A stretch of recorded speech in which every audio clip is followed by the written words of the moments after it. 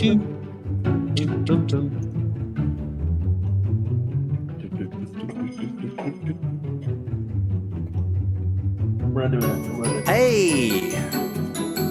it's Mumamo.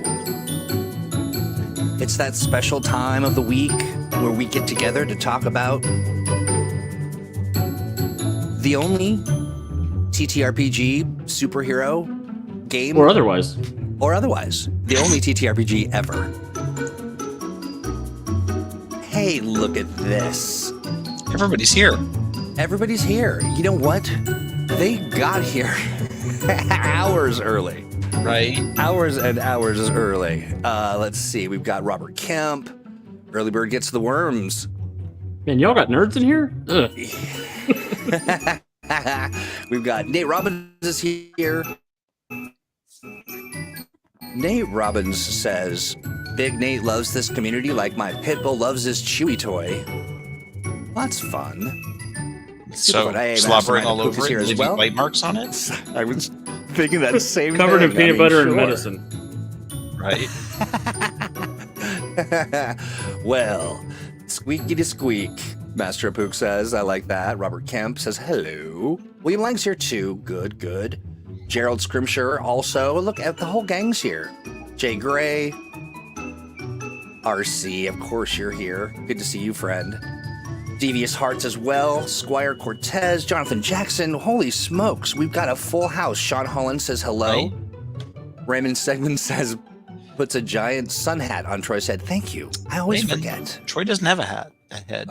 Yeah, I just have a mist. He does have a hat, which is weird. Right? I mean, sure. Right? Well, wait a minute. I'm forgetting a very important part of this whole thing. It's a video experience. Right? Hi, guys. Hello. Hi. Well, good to see you. Welcome back, Steve. Thank you. You were on your Good away mission. I was. Taking care of some business. Mm-hmm. So, Alex, why don't you talk to us about what are we doing today? Yeah, so while Steve was away on his away mission, we began work on creating an adventure scenario, a one shot to try and showcase sort of the process of making an adventure from beginning to end.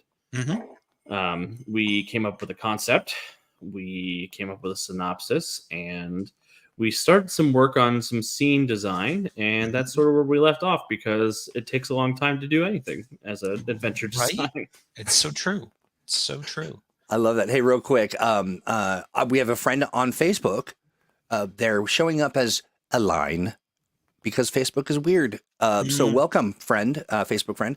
Also, I see Vilith is here. Vilith, I'm saying that wrong, aren't I? Rebel Moose says the early bird catches the worm, but the second mouse gets the cheese. All right. Yeah. The cat gets the mouse and on and on we go. Let's see. What else do we got? Yeah. RC says, I strictly put Mumamo in a special translator so I can experience it through taste and smell. Well, a good tasting unto thee. That sounds delicious. Devious does want to know, Steve, if you were able to muscle Mercury back into orbit and is the solar system safe? You're all still here, aren't you? Fair enough. I heard an interesting science idea about Mercury that doesn't involve saving it, but destroying it. For why? They were like, should the Earth destroy Mercury for our continued survival? And supposedly it was we were going to send robots to Mercury to strip mine it to make the Dyson sphere we'll use one day around the sun. Oh, sure. Well, of course. My apologies if you hear some take more material than the entire, surface of Mercury, but I would think so. But also, I don't know what that would do to the gravity situation if we took out one of the celestial bodies between us and the sun. Right? That's one of those things that'd be awfully hard to put back. We can't really handle it when we do something small on our planet and put it out of alignment. We change our Google Calendar and everything goes to hell. Dang, Troy. Much less let's mess with one of the planets. Talk about her problem. Yeah, he came back to a target-rich environment. Yes, indeed. Well, I mean, it often is here on Mumamo, but what Steve's talking about is that I was adjusting the schedule and wiped the whole thing on accident. No take backsies, no undoozies. Google, Gmail is meant for punishment, and so they can. The worst. Yeah, they're the living worst. So I'm just going to have to watch our show again and, take notes. And Plan revenge. Right. yeah, exactly. Plot my Can't revenge. AI do that for you, Troy? Yeah, why can't AI do just something, that's useful? Useful. Yeah. That'd It's be like great. we've incorporated AI into your laundry. It's like, what? Why? Why? What are If you it's not going to doing? fold it, I don't want it. Right. Yeah, exactly. SD Terra Marine says they already mess with planets. Look at poor Pluto. Just because we refuse to recognize it doesn't mean that Pluto isn't still there. I'm not saying that, we ejected the planet that represents the Lord of the, underworld from the solar system and everything went to hell, but Wrongfully maligned hero of the Earth Prime setting. Truth. Oh, Steve, I never really thought about that. We did this to ourselves. We are in the worst timeline of our own making. Right, of our own making. Funny. We should make an AI adventure that's just Hades being irritated about the planet thing. Right. In a real bad mood towards us. Look, I don't want to conquer Earth. I just want to change all of your interstellar atlases. We just want to make a real bad mood. I'm going to every planetarium and complaining. Awesome. Okay, so that's what we've got cooking. Now, I want to say, what would I like to say? I would like to say, I've got I figured that we should probably share the winner of the Moo Mammo Weekly Challenge as part of the dialogue, perhaps. Yeah, that feels like a good idea. You think so? Okay, so I'm not going to share it, but I am going to drop a link to it so that folks can check it out, read up on it. It is, it's presented in kind of an interesting way. It is in the same way that we're kind of like, hey, let's do this and like that. And there's some vagaries and some hand wavy stuff that we've got to kind of sort through. But the winner is our good friend, what's his face? William Lang. William Lang, yes. Known only to his friends as what's his face? What's his foot? William, congratulations. You get to pick a PDF of your choice, really anything that you'd like out of the Green Ronin online store. And you pick it, and then we'll send it to you with our compliments. Thank you so much. The link that I dropped in chat will get you to the article. Toot sweet, as they say somewhere. And so Alex, do you want to kind of, as sort of reading that, maybe choose some pieces of it that are inspiring and let's get a roll? Yeah. So just to catch Steve up on what the adventure is about, it is about a group of Club Tartarus employees who at the end of their shift find out somebody didn't make it out of the club and they are lost somewhere in the depths of Tartarus. Oh, well, sure. And William Lang's piece is contributing to the motivation of that person who is missing. Where there's a few options we could have gone with. We could have said that person was trying to find some sort of secret for nefarious purposes in the club. But William posits that the person who's missing is not the villain.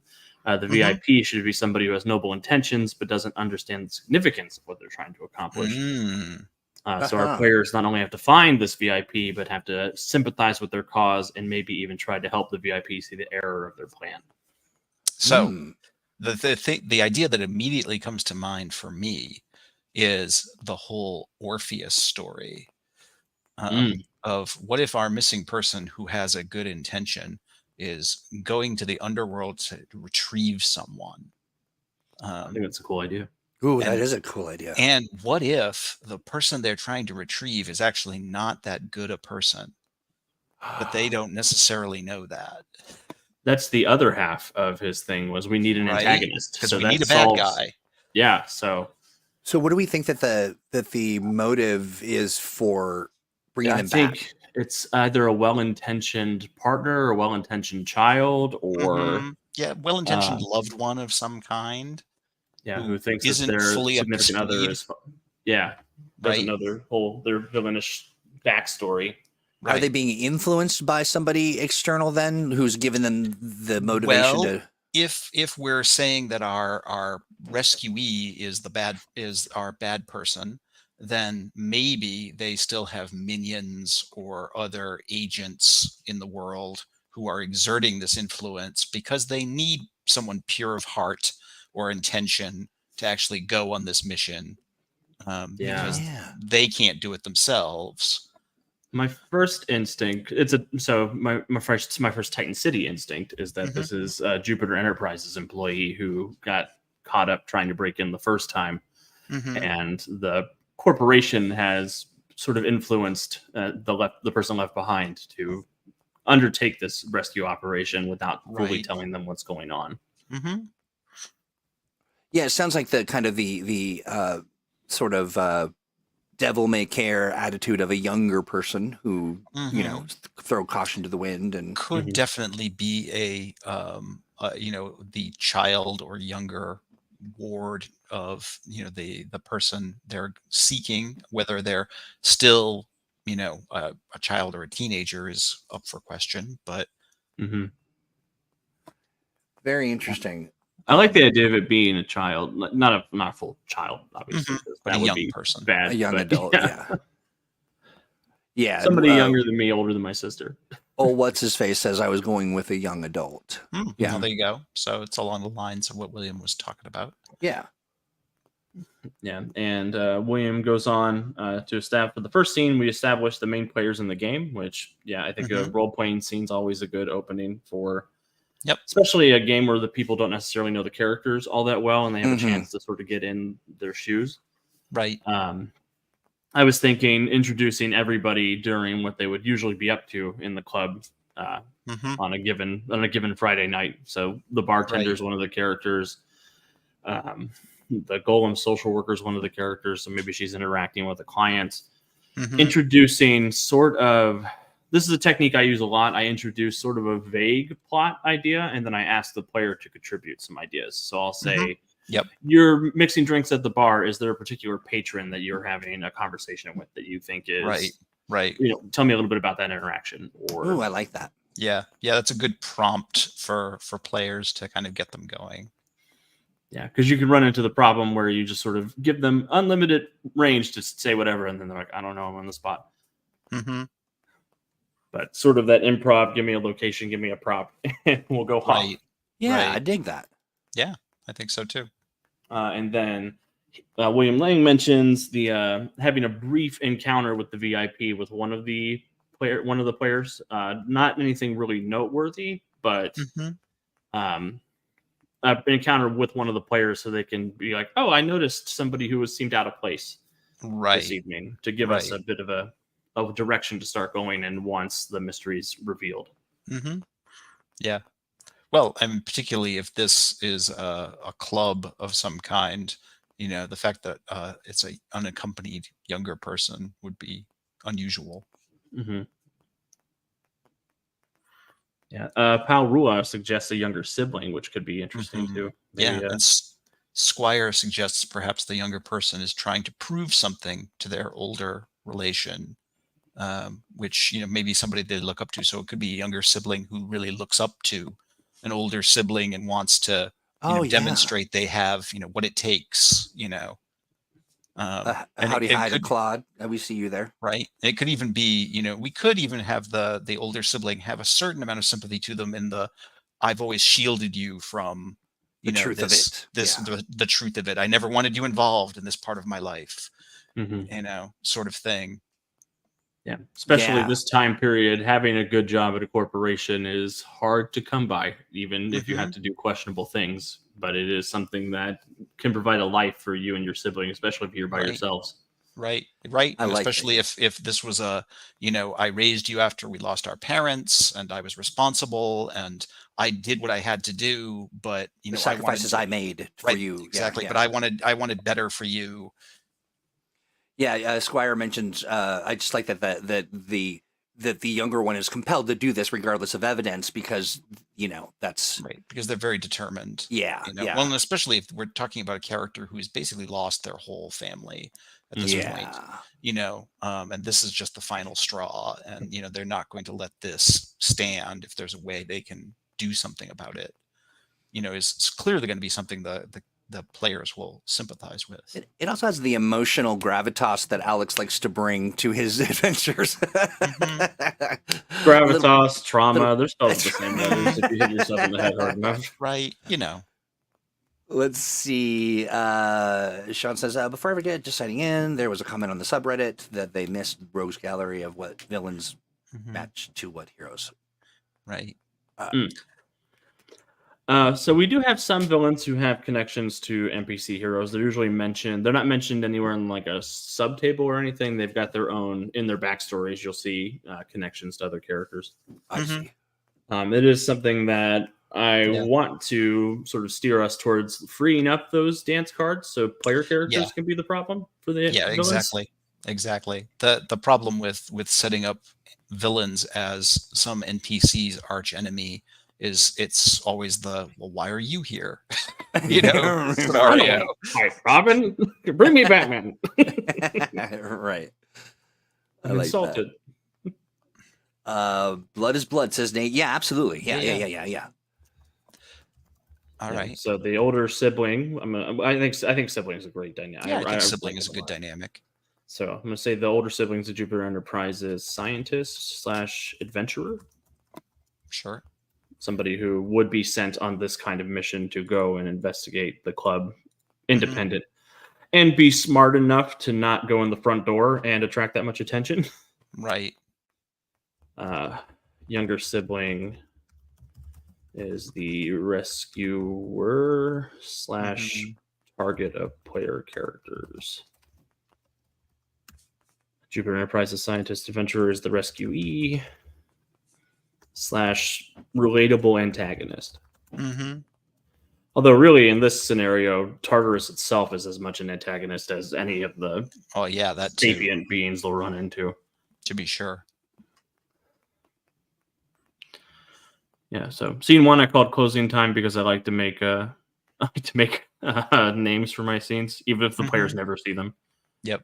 Oh, that's actually really smart. That's a clever idea to kind of keep you Keeps you focused. The shorthand of it. Yeah. Yeah, and I'll do a scene type, so role playing, exploration, investigation, or combat's generally how I break those down.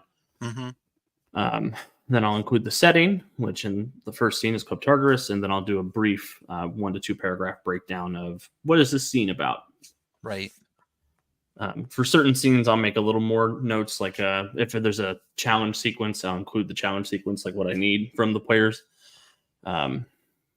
If there's any like layer actions or if there are connections from one scene to another one especially for investigations, I'll put the connecting clues in their own little subbar. Right. Yeah. So we have a person who's missing. We have a goal of finding them. Yep. We have our first scene, and then I guess the end of scene 1 is after closing time when Mr. Powers is doing the accounting and finds out that somebody's missing, and then they have to go and start looking for them. Right. And then we think the transition should be there. You said Mr. Powers, you say? Yeah. Yep. And what is this an opportunity to maybe add a little more, just a little more knowledge about his kind of ways? Because he's not a bad guy, right? Is he sort of just a powerful sort of gray guy? Mr. Powers is a mystery and an enigma. Yeah. He is a very powerful eldritch being who can be antagonistic or helpful depending on mostly the politeness of the people asking for his help. Which is why he tends to be an antagonist for my main character, because that's the case for a lot of eldritch beings. Yeah. Yes. But Mr. Powers is he is a leader in the monster community, so he is interested in equity and in establishing monster rights and figuring out coexistence and all that fun stuff. So he is theoretically a good person with his own motivations. So the player character is going on this mission because he's their boss and he says so, or do they have other motivation? I think that if I'm running this as a one shot, I think that is sort of the impetus is he's your boss. Simple, straightforward. Yeah. If I was running it as an open adventure with people with their own custom characters, it would probably be in exchange for a favor or a connection to the person who's missing, just to make the chain even longer of people going down the stairs trying to find this person. Yeah, some boon that Mr. Powers could offer. whether that is equipment or answers or just access to the club without the restrictions a lot of the other people who go there have. Right. So Mr. Powers sounds to me like a great example of what I call an exposition character, who's basically going to be the one who, serves as the voice of the GM and sort of sets the parameters for some of the adventure and says, so, as if you're going down these, stairs, into the underworld, you have to know certain things, and, always follow these rules, sort of thing, and sort of sets the expectations for the coming scenes. Yeah, definitely. I don't, I'm trying to think of a good word for this because railroading is sort of triggering for some people, but I think of it almost like the exposition he's delivering is sort of the bumpers on the bowling alley. Yeah. Where he is establishing, this is the safest route for you to go. You don't have to go this way. Right. But this is what to expect if you don't follow my instructions. Well, so it is kind of like breadcrumbing, though, right? Yeah, generally speaking. I mean, and plus you're also, setting up a certain amount of dramatic tension. If you say, in advance, and whatever you do, don't leave the path, and then you set up a scene later on where they either have to or are forced to leave the path, that sets up a certain like, oh, this is bad. Oh, like, no, we're in danger. Right. We were told this was bad. So there's a lot of tropes that exist in sort of mythology and sort of lore and stuff of leaving the path, and Right. That's a classic example, but you could set it up with any kind of foreshadowing, basically. It's funny you mentioned that, Steve, because the major consequence of the first challenge sequence I set up, if they fail the challenge, they fall off the stairs into a random part of Tartarus, so that is leaving the path. Right. I like this. Just so you're aware, we have established that our friend Mr. Powers is a puzzle wrapped in a mystery, wrapped in an enigma, wrapped in a little piece of bacon, and then wrapped in a riddle. There's a burrito, I think, in here as well. Yeah. So they are unknown but tasty. Infinite layer dip. Yeah. Layer dip, exactly. Yeah. I love it. Send the janitor like the ferryman. Okay, we've got lots of things going on here. All delivered with a secret smile. What? He is a big fan of the I know more than I'm letting on secret smile. I see. Right. I see. That kind of knowing. I tell you, but I have to kill you. Right. All right. Or you'll find out soon enough, or will you? Yeah. Tartar you, tartar me, tartar us, Claude. That's right. Claude, remember, it's tartar us. Good there's no I in Tartarus. Because you're not supposed to look back. But not tartar we. Let's see. There's stops on the path for that. Right. This is interesting. William Lang, aka What's His Face, says having them do the job of discovering why the character is doing what they are doing, I think it will have a greater impact. Yep. Yeah, Agreed. For sure. Agreed. Are we just around lunch, friends? Is that what's going on here? The chat is just hungry. It's all about food. Yeah. This is not a Masks and Mayhem podcast recording. Oh, right. I hope RC's still here. I bet he is. I bet he tasted that just a moment ago. Yeah. All right. So, Alex, the next question I have in terms of design is, at what point do the heroes get a chance to intercept their missing person? Is it before they've rescued their target, when they're about to rescue them, or after they've already rescued them and they're headed back up? That's an interesting string of questions. Right. I thought so. My gut instinct when you asked that question was the heroes show up in the middle of the rescue attempt, in the middle of something very hairy happening. I tend to think that's the most interesting as well. And so basically they get there as, and this may be a great opportunity for them to intervene as our seeker is trying, attempting the rescue, but they can't quite manage it. They're not going to be able to pull it off by themselves. And it's you have to help me sort of situation. And the heroes get to decide, are they going to help? Are they not? Yeah. Yeah. Maybe I'm just a bad person, but the next thing I thought was, what if the person who's come to help the other person gets injured or poisoned or something during the encounter?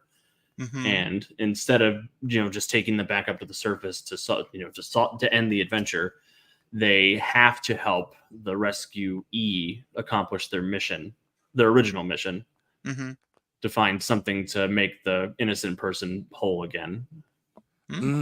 Yeah, that adds an extra interesting extra element to it. Yeah, but this is why I have trouble writing one shots. Just keep complicating them. The never-ending story. Well, I'm a big fan of the Russian nesting doll ending. I've mentioned that before, where especially for a convention game where I know I have to make it a one shot, I'll do this could be the end, or this could be the end. Right. Yeah, another one. Yeah. Nate mentions the sibling has the cure. I think the brother's looking for the cure and hasn't found it yet. I think that's the best. Yeah. And then they still have to venture in deeper down to whatever he was originally trying to get before he got sidetracked. So it's not only do you have to rescue me, but you have to help me fulfill my initial mission. Yeah, and if the heroes at this point know who the brother is, he could have a reputation related to Jupiter Enterprises that they know is typically a bad thing. So that could cast that bit of You want us to help you steal something? Yeah, you're sort of sketchy. Like your sibling is unconscious, so they can't really vouch for you being a good person. But then we sort of lose out on the reconnection with the person they met in the beginning of the club. Yeah, which I think that is the thing. Yeah, this is why it takes me forever. So but I'm curious as far as process goes. Because you're kind of looking up to the right. I suppose that's right where I keep my thoughts deep into your brain, right? Yeah, yeah. What's happening in there? Are you walking paths? Are you looking at outcomes? Are you measuring impacts? Like, what's going on? Yeah, that's kind of what it's sort of. I'm sort of making a chart. I'm a big index card person. I like having physical media that I can move around. I write down the scenes on these little index cards, and then I'll order them in a line. Okay. And then I can reshuffle them because it's a physical thing I can tactily move. Yep. If I can't do that, I have to do it in my brain. And for some reason, my thinking is up there. I don't know why that's I think that's a common thing. I mean, I was just kind of seeing you deep in your people have thought a tendency process. to look up when they're thinking. It's a neurological thing. So I just wanted to kind of know what was cooking in there. Squire says, I don't know why, but this scenario is reminding me of Roadside Picnic and the Golden Sphere, but even that might be too dark. Not familiar with the media, sorry. Devious says, but why would that conflicting character we haven't made up yet want the original person who went missing dead, and what is their motivation, and what does the cheese have to do with it? Devious, can you re-rack that question? Yeah, please. Right. I'm like, wow. Could you phrase that question in the form of a question? Right. I like that. So the person who wants the person who originally went missing, we established, is the sibling who loves their sibling. Yeah. The person who is the original person who went missing is we need to figure out what they're looking for and why Jupiter wants it. Right. And if there are any other assets that Jupiter would send down for it. Like a question I like to ask a lot when I'm designing an adventure is, what is the villain's motivation? What do they want to pay for it? And what are they willing to sacrifice for it? Those are the three questions I like to ask. Yeah. And I think it's important to consider the different sort of beats of the adventure and the pacing to it in terms of how, what challenges are the characters going to face on their way there? What to get to the point where they're meeting up with the siblings and they're finally getting a sense of what's going on.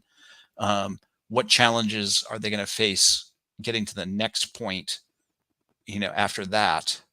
And how many of those points are there until they're done, basically? Yeah, that's a good notion. I when I'm doing a 4-hour time slot, I tend to plan for 5 scenes, with 2 of them being very short, like the role-playing scene in the beginning. That's not a full scene. That's like a 10-minute. Here, what are we doing? What are we talking about? Right. And And then my initial instinct for getting down to to rescue the siblings. I think the rescuing the siblings is the first combat scene, so that's sort of almost the climax of the adventure. But going down, my instinct was sort of like a Steve Ditko-esque weird scape challenge sequence, traveling through the weirdness of Tartarus. Down the weird infinite spiraling staircase. Yeah. All of that. Very Escher, very... Yeah, we did. Yeah. Yep. That makes good sense. Because we established previously that Tartarus is sort of the drain trap at the end of the multiverse. It's the bedrock upon which every subsequent universe is built. Right. So all sorts of weird stuff ends up there. Oh yeah. Anything that survived the destruction of the last life cycle of the universe. Right. So it sounds to me like the bulk of the adventure basically is we've got the descent as one scene, we've got the rescue as one scene, we've got the goal of the original character as a scene of getting the thing, the MacGuffin, and we've got the ascent, basically the escape, as our last scene, essentially. Yeah, and if we want to honor player agency correctly, I think the scene after the rescue is either another ascent, but that's a little different than the if you get the thing ascent. Right. In case they do decide, no, screw this, we're just going to take these guys back. We don't want the adventure to end at the halfway point if they paid for 4 hours. Right. Right. If we're taking orders, I would like to get the egg and sausage MacGuffin. Yeah, I think that's the I think that's the fracture point: is do we go down or do we go back up after we rescue? Yep. So building. So the reason I interrupted, and I sorry, Troy, go ahead. I interrupted because I wanted to jump into what's in the tank, but then suddenly my internet went nasty. Bluey. So you can hear me now, right? Yep. Yes. Is this a good point for us to dive into what's in the tank? Yeah, sure. Yeah, we're at the climax of the adventure. Okay, awesome. That's the perfect time to get into the following action. Keep everybody waiting. So that is, and now it's time for what's in the tank. What's in the tank? Listen to that door. I think Vincent Price is in the tank based on that door. Somebody who's eating too many MacGuffins. So here we go, friends. I gotta tell you, every day I'm so deeply fond of what's going on in the tank. It is such a great group of people that I'm just everybody is contributing in great ways. New community leaders are popping up to step in and do some fun stuff. We've got tons of things going on. There is, of course, maybe some hints in the sidebar here that you'll want to maybe check out on your own, but we're talking about Mutants Masterminds, so let's just take a look at that real fast.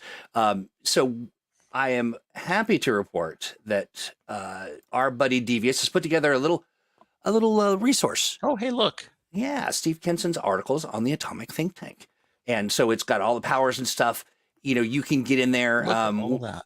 Yeah, look at all that good stuff. And you'll be able to get in there and to check some stuff out. We'll keep it updated and all that good stuff. Very happy about that. And Steve, you've got lots of good stuff in here. Yeah. Having taken a quick read of things, very exciting stuff. And I think people are really responding well to that as well. But then we've got other folks like... a lot of interesting thoughts.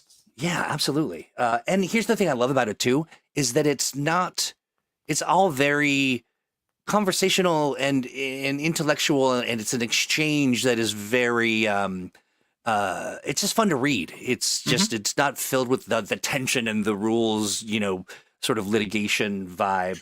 But I also want to point out Paul, who's in the audience, has got Pulp and International Heroes, some helpful resources.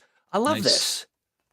This is great stuff. Yeah. That's the kind of stuff that we love to see. That's what's beautiful about Mutants Masterminds, is that so much of this stuff is really sourced from people's experiences and the kind of games that they want to run, which I think is fantastic. So to get to the Atomic Think Tank, you go to atomicthinktank.com. You click on, oh, look at this guy. You won a contest. You click, head on over to the Freedom City Library, and you can click on feed or discover. You will see all the things. There's some conversations. You can dive right in and lend your 2 cents or more if you've got it to spend. Or you can write your own article. You can share your own designs for an encounter, hero design as well. There's lots of great stuff. And Devious does fantastic work and has been just an absolute rock. And so there's lots of good stuff here. There is so much more to be done. We've got things we're looking into the future for events and things, not to mention that we've pretty much mapped out what the membership looks like when it's time to roll that out. We've got sort of the benefits are lined up. We've got couple things we want to tweak, but this is really important, and make sure that you share this message with anyone who may be under a misconception. Everything that you see here, everything that we're doing, all the conversations, all of the articles, all that kind of stuff, that remains free. Right. Nothing changes. We do add a bunch of cool stuff, and it is very cool stuff. Some of the stuff that if you are on the Patreon, you know, other things that we haven't shared yet that will be part of the package. And I believe that we are looking at, should I share what we're looking at for the monthly fee for membership? Sure. I think that's a good idea. Yeah. I think that we are, don't quote me on this. What we want. Yeah. Right. I think that it's going to be around $8. And that's, it's pretty cost effective. And especially when you see the list of things, I think that what we'll do is a special think tank event where we share the information and we let people dive in and share their thoughts before we make it, before we roll it out live. And, but I think people are going to be really pleased. And that, my friends, is what's in the tank. People are very pleased. Yeah. And I'm trying to think if there's anything else that I want to mention about what's here in the sidebar. Probably not. But some cool stuff that we're thinking about putting together for people. Right. Also, I will say this. You'll see this green running worldwide. I'm really excited about this, is that we are going to be inviting some of our international partners who publish our books to join us in the think tank. So yeah, kind of a cool group of people will be joining us. And you won't see that stuff because it's all secret, but they'll be here. And one other thing, we will be for folks who are publishing under the Super Powered by M&M license. Right. You will get, if you're published, you will get your own space within the think tank that you can share upcoming publishing dates, things that are going on, ask for feedback, ask for play tests, all of that stuff. That's great. We really want to have this be an experience that that encompasses all the facets of Green Ronin, and the Super Powered by M&M folks are definitely part of that. But there we go. Okay, so that's it, everybody, for the tank and for the show. See you all. Bye. No, I'm kidding. Let's get back to norms. Okay. And so when we last left our intrepid group of employees, yeah. I love it when you refer to them as team social work. So we have just rescued the erstwhile siblings, and we have a decision to make if we keep going down to pursue whatever the sort of scummy sibling is looking for, or heading back up to the club to see if maybe Mr. Powers can solve the younger siblings issue. Which I think, I do think that is, we should have some state where the younger sibling is okay either way. Just to not punish them for not doing the evil thing.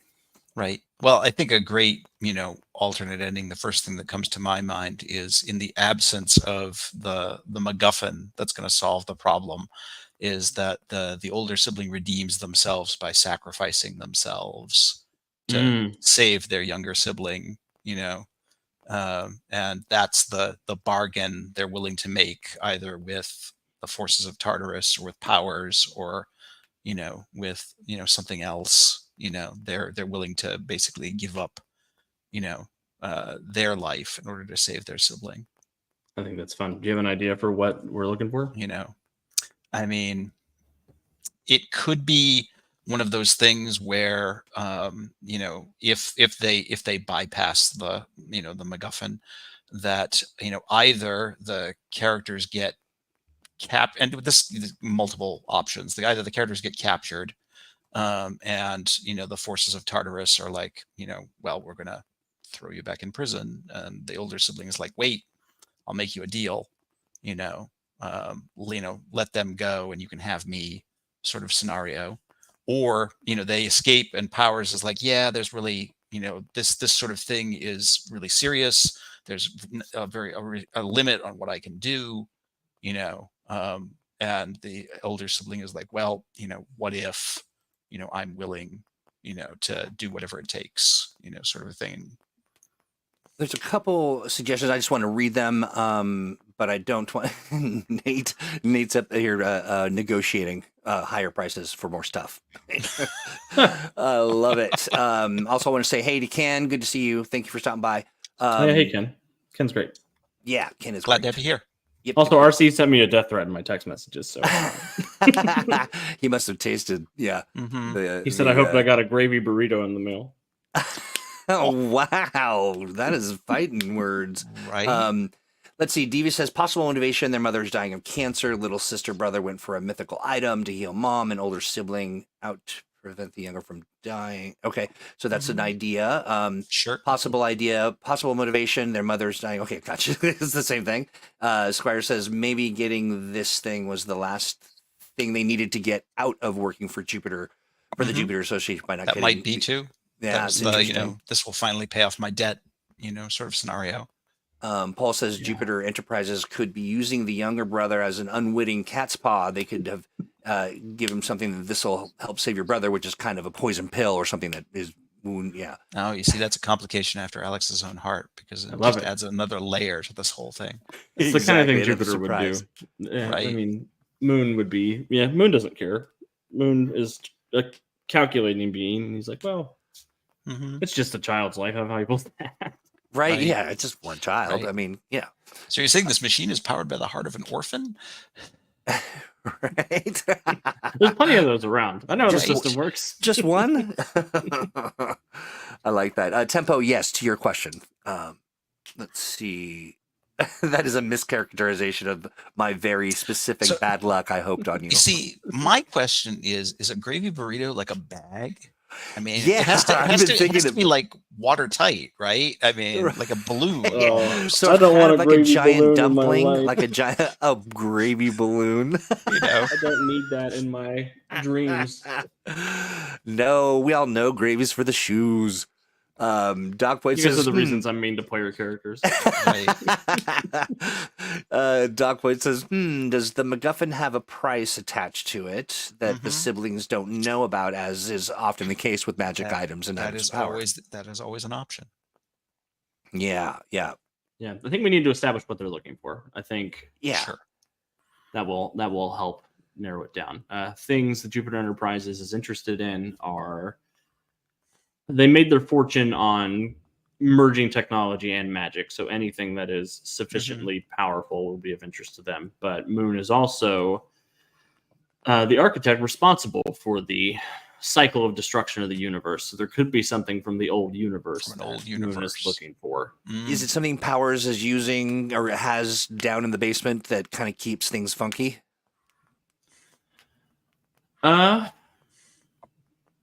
I mean, it's funky by its very nature. I don't know that Powers has anything to do with that. Right.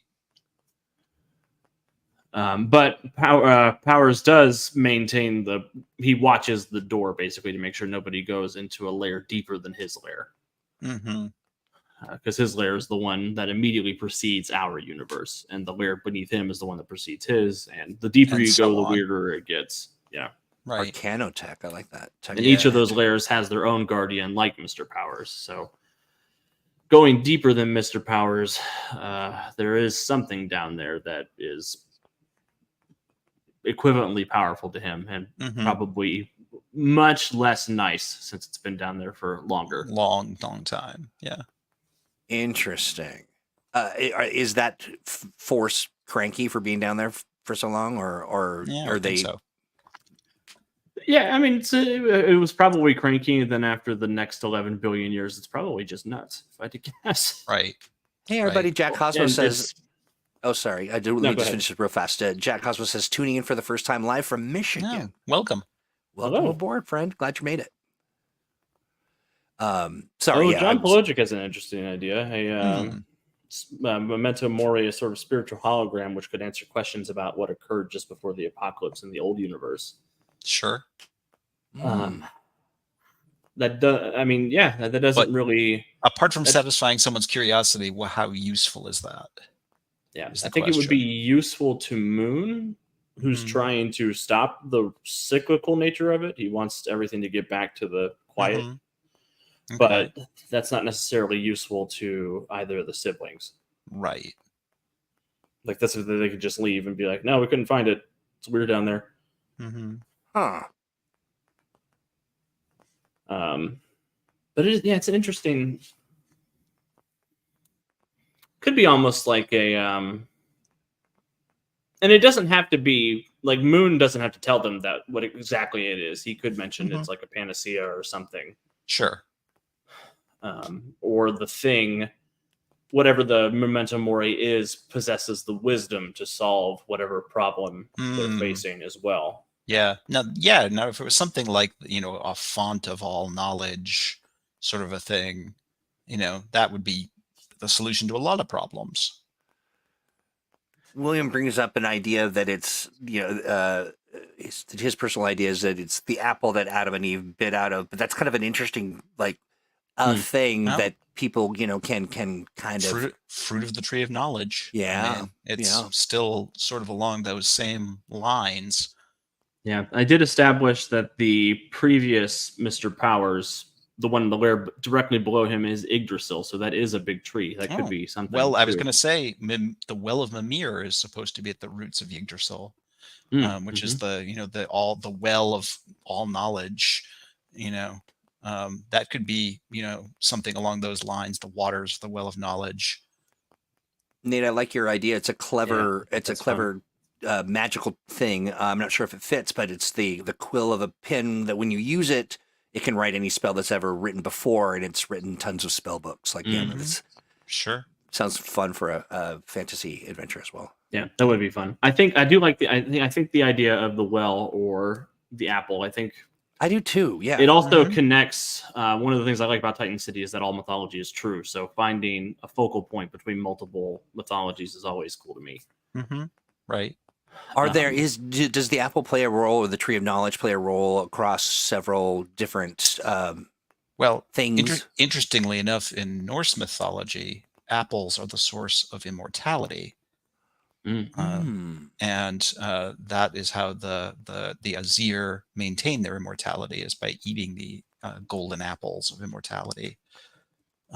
So there's definitely an element we could play around with there.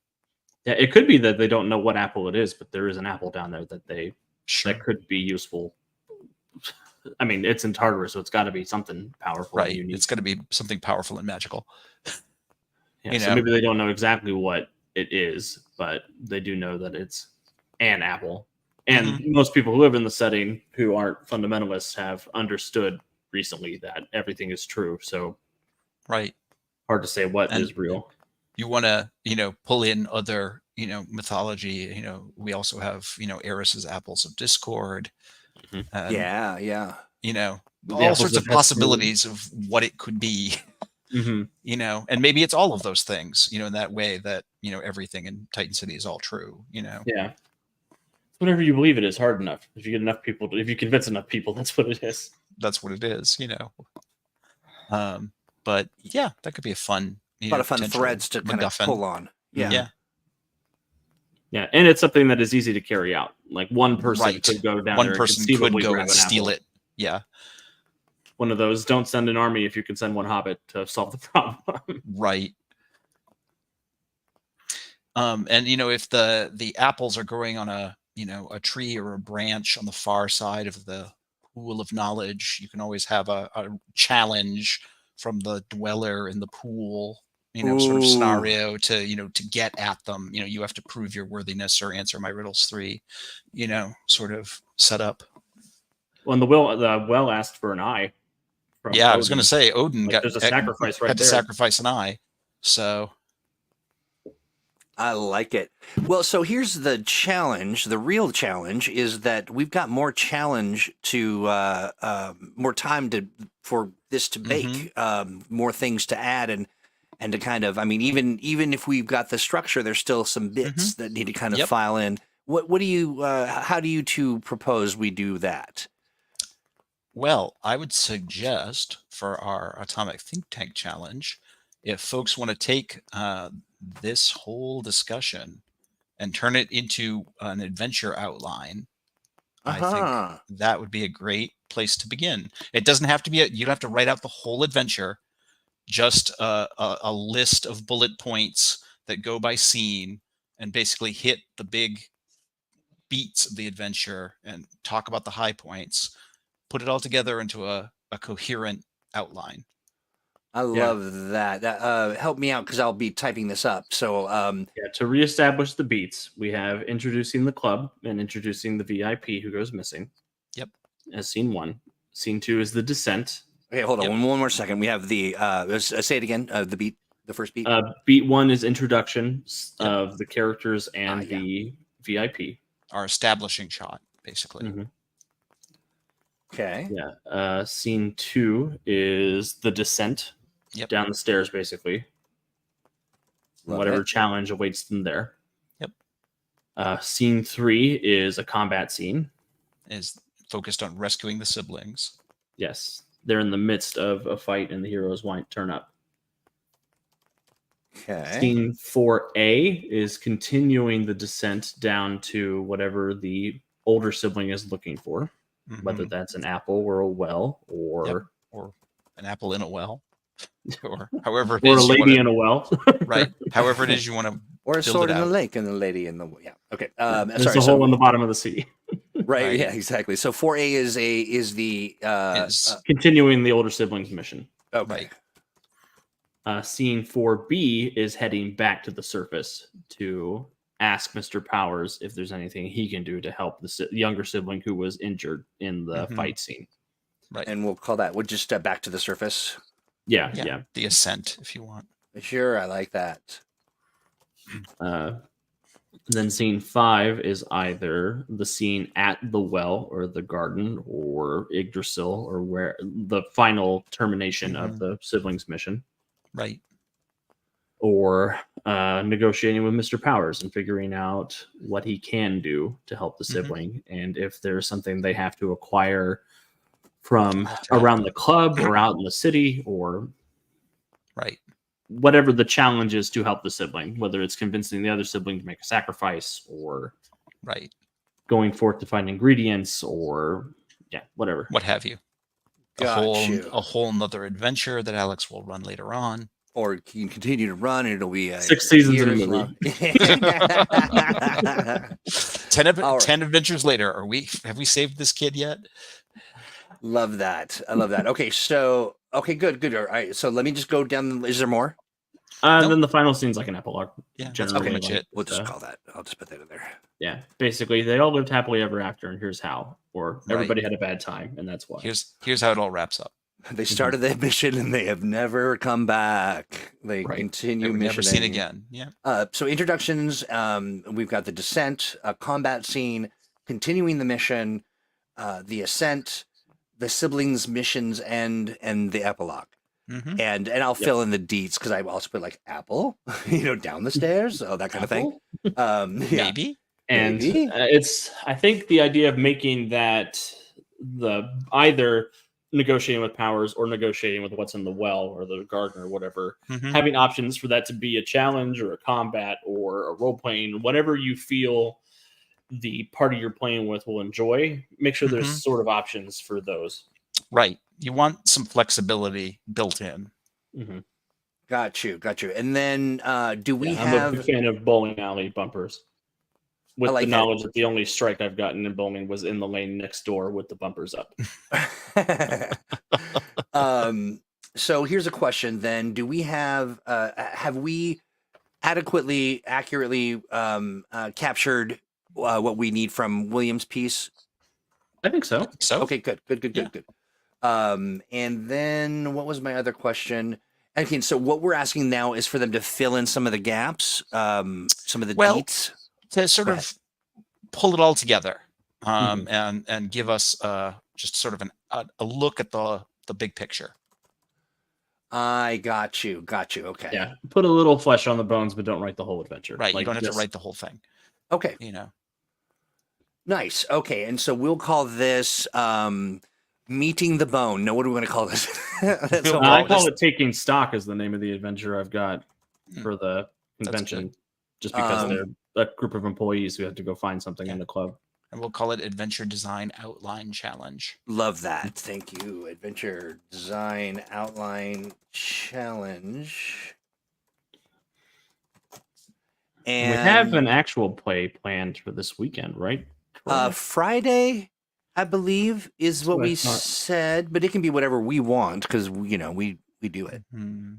Yeah, so maybe I'll run my version of this adventure this weekend. Oh, you think? That would be Yeah. fun.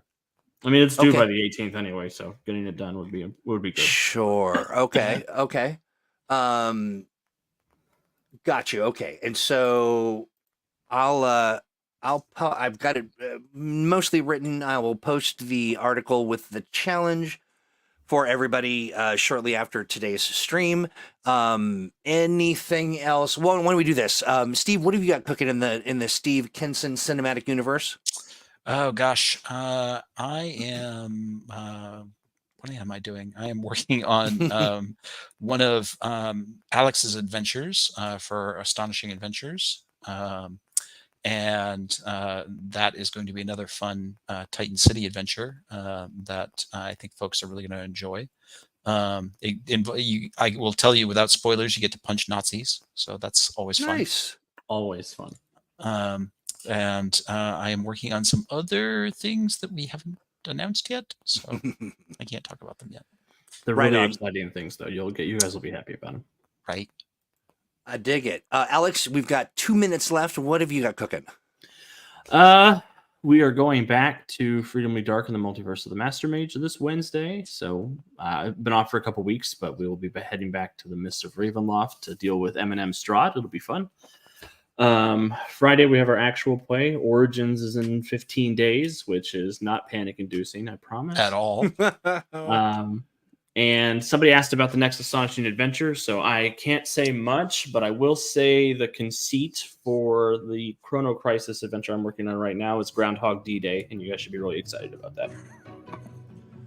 Love it. Hey, everybody, I want Right. to thank you all in chat. You are, as per the usual, just a wild bunch of miscreants, and we love you. Thank you very much for all the great ideas. Congratulations to our buddy, what's his face, who gets the PDF. Message me on the think tank and tell me what you want, and we'll extract it from the store, and it shall be yours.